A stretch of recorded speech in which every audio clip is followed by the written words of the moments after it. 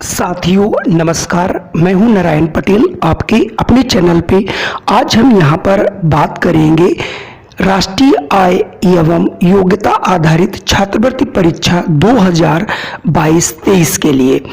इसमें मैं आपको पहले ही बता चुका हूं, शैक्षिक योग्यता के लिए यहां पर आपके 90 प्रश्न पूछे जाते हैं। इसके पहले का जो वीडियो है वो मैंने विज्ञान के 35 प्रश्न बना के डाले थे, आप लोगों ने उन्हें देखा होगा। अगर नहीं देखा है तो डिस्क्रिप्शन बॉक्स में जा करके देख सकते हैं। और आज हम लेके आए हैं सामाजिक विज्ञान के वो 35 मोस्ट क्वेश्चन जो आपसे पूछे जाते हैं, और ये हर बार प्रश्न पूछे जा रहे हैं जो वेरी मोस्ट इंपॉर्टेंट प्रश्न हैं। आप भी अपना कॉपी कलम लेकर के बैठ जाइए और देखिए कि आपको इनमें से कितने प्रश्न आते हैं।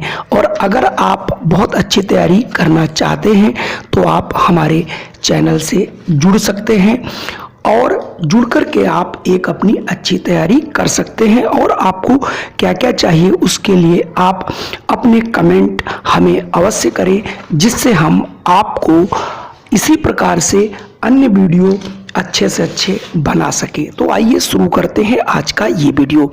तो देखिए, सबसे पहला प्रश्न है, गौतम बुद्ध ने अपना पहला उपदेश दिया था सारनाथ, गया, लुम्बिनी या फिर कौशाम्बी। जैसा कि आप सभी को पता होगा और इसका आंसर आप लगा चुके होंगे।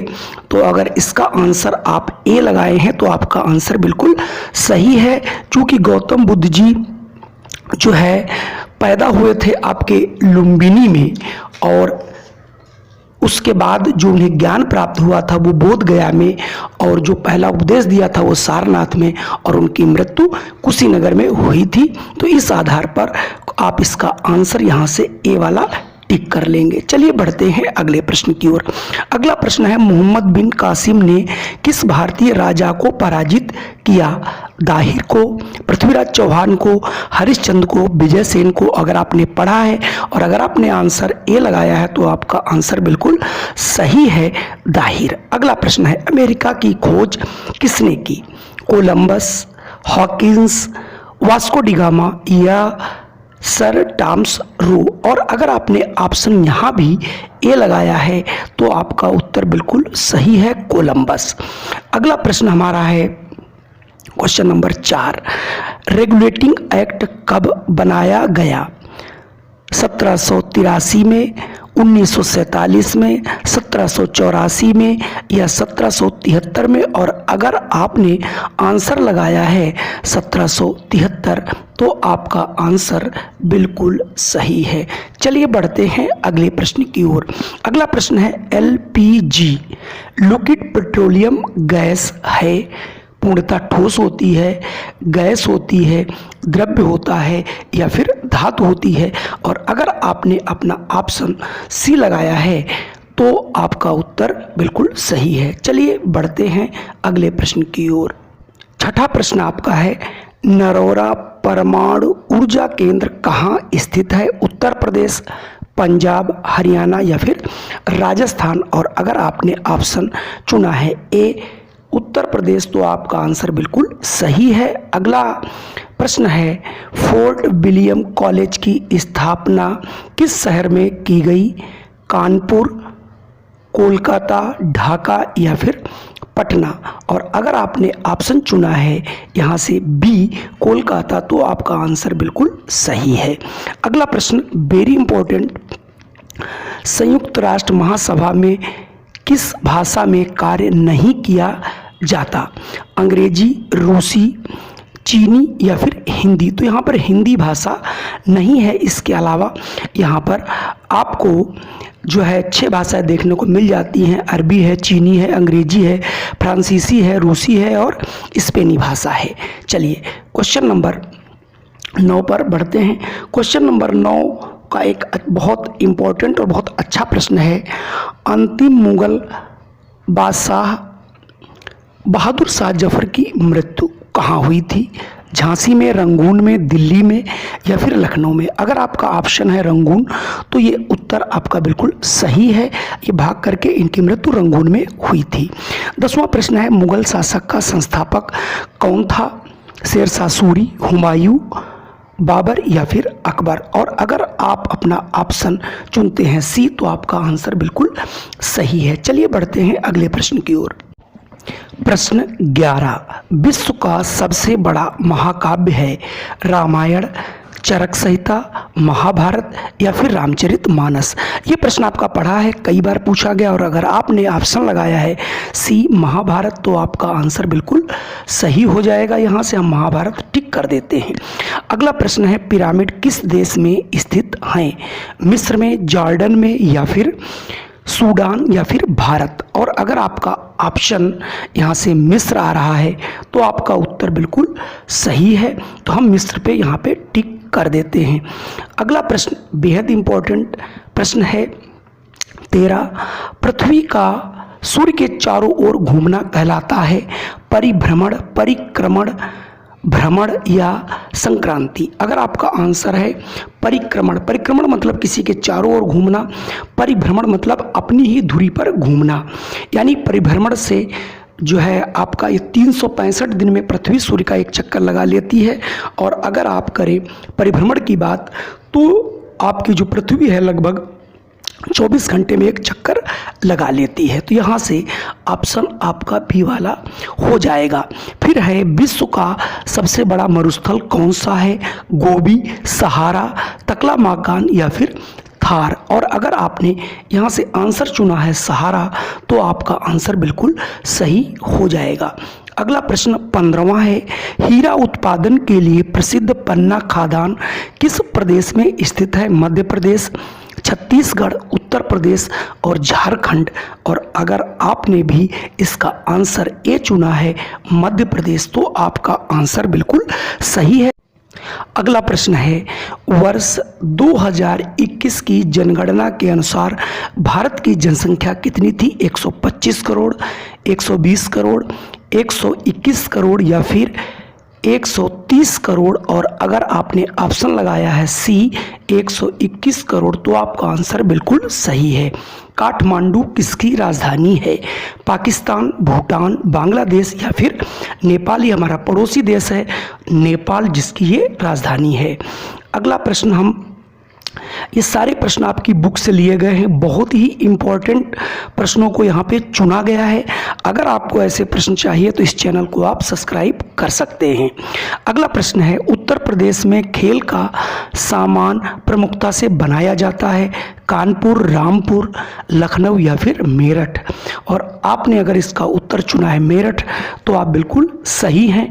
मेरठ को जो है हमारे यहाँ मतलब खेल की नगरी के नाम से जाना जाता है क्योंकि यहाँ पर खेल के सामान सबसे अधिक बनाए जाते हैं। अगला प्रश्न है, किस देश में 2 कुबड़ वाला ऊँट पाया जाता है? भारत में, मंगोलिया में, चीन में या फिर पाकिस्तान में। आपको ये जानकर आश्चर्य होगा कि 2 कुबड़ वाला जो ऊँट है वो हमारे ही मतलब देश यानी भारत में लद्दाख क्षेत्र में पाया जाता है। तो अगर आपने यहाँ से ऑप्शन ए चुना है तो आपका उत्तर बिल्कुल सही है। फिर है, भारत किस गोलार्ध में स्थित है? उत्तरी गोलार्ध, दक्षिणी गोलार्ध या फिर पूर्ण गोलार्ध या फिर अर्ध गोलार्ध। तो इसका सही उत्तर हो जाएगा उत्तरी गोलार्ध। वैसे उत्तरी पूर्वी गोलार्ध है तो यहाँ पर चूंकि ऑप्शन में उत्तरी गोलार्ध दिया है तो आप यहाँ से ऑप्शन ए को चुन लेंगे। चलिए बढ़ते हैं अगले प्रश्न की ओर। अगला प्रश्न है, गंगा नदी का उद्गम स्थल है गंगोत्री हिमनद, मानसरोवर झील, यमुनोत्री हिमनद या फिर डल झील। तो आपका सही आंसर है गंगा जो है वो गंगोत्री हिमनद यानी उत्तराखंड से निकली हैं। अगला प्रश्न है, अच्छा प्रश्न है, अभी अभी चुनाव हुए हैं, ग्राम पंचायत सदस्य का कार्यकाल कितने वर्ष का होता है? 5 वर्ष, 3 वर्ष, 6 वर्ष या फिर 4 वर्ष। तो सभी बच्चे इसका आंसर जानते हैं कि इसका कार्यकाल होता है 5 वर्ष। अगला है, किस आयु से व्यक्ति को वोट देने का अधिकार प्राप्त हो जाता है? 21 वर्ष, 20 वर्ष, 25 वर्ष या फिर 18 वर्ष। इसका भी आंसर सभी बच्चे जानते हैं कि जो वोट डालने की आयु है वो है 18 वर्ष यानी ऑप्शन डी वाला हम लोग चुन लेंगे। अगला हमारा प्रश्न है, भारत के संविधान में घोषित किया गया है भारत को क्या? हिंदू राष्ट्र, जातिवादी राष्ट्र, विशिष्ट राष्ट्र या धर्मनिरपेक्ष राष्ट्र? तो भारत को जो है संविधान में धर्मनिरपेक्ष राष्ट्र के नाम से घोषित किया गया है। अगला प्रश्न है, भारत का सर्वोच्च न्यायालय कहाँ है? बरेली में, नई दिल्ली में, इलाहाबाद में या फिर लखनऊ में?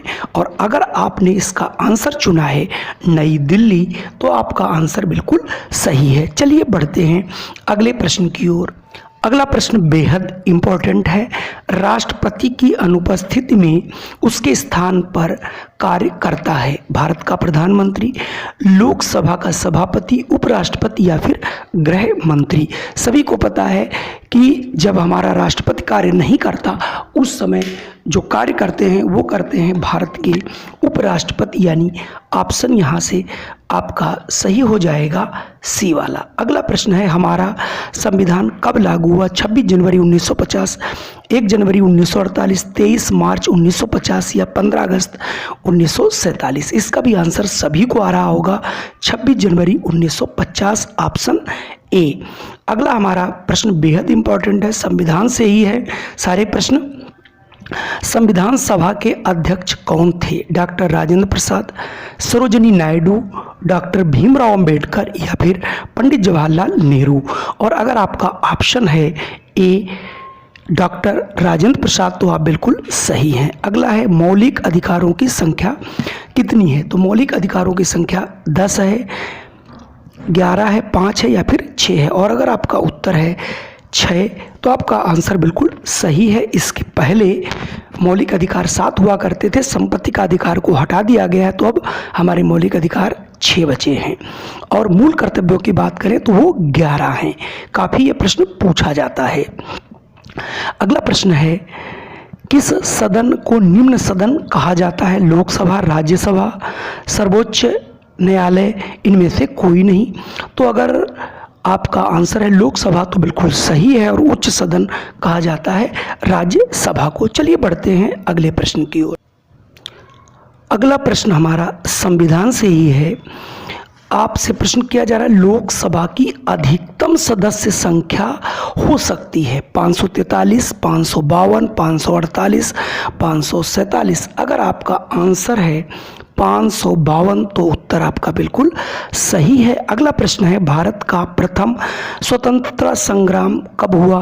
1856, 1857, 1557, 1750? और अगर आपका ऑप्शन बी है 1857, तो बिल्कुल आपका आंसर सही है। चलिए बढ़ते हैं 33वें प्रश्न की ओर। और 33वां प्रश्न है, लाहौर कांड में 23 मार्च 1931 को निम्न में से किसे फांसी नहीं दी गई? भगत सिंह, राजगुरु, सुखदेव, चंद्रशेखर? तो सभी को पता है 23 मार्च 1931 को राजगुरु, सुखदेव और भगत सिंह को फांसी दी गई थी। चंद्रशेखर आज़ाद जो है इलाहाबाद के अल्फ्रेड पार्क में अपने आप से गोली से उड़ा लिया था। तो यहाँ से ऑप्शन डी वाला बिल्कुल सही हो जाएगा। अगला प्रश्न भी बेहद इम्पोर्टेंट और बेहद सरल है। तुम मुझे खून दो मैं तुम्हें आज़ादी दूंगा का नारा किसने दिया था? मोहम्मद अली जिन्ना, महात्मा गांधी, भगत सिंह या फिर सुभाष चंद्र बोस? तो इसका आंसर आप सभी को आता होगा, सुभाष चंद्र बोस। इसके अगला प्रश्न है, एस्किमो जनजाति अपना घर बनाती है लकड़ी से, बर्फ से, लोहे से, ईंट से। तो इनके ये जो घर बनाते हैं उन्हें इग्लू कहा जाता है, और इग्लू जो है ये आपके बर्फ से बनाए जाते हैं। तो यहाँ से आंसर आपका बी बर्फ से हो जाएगा।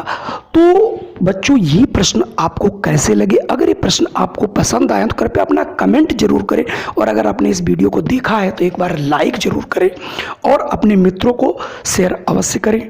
जय हिंद, वंदे मातरम। फिर मिलता हूँ एक नई वीडियो के साथ।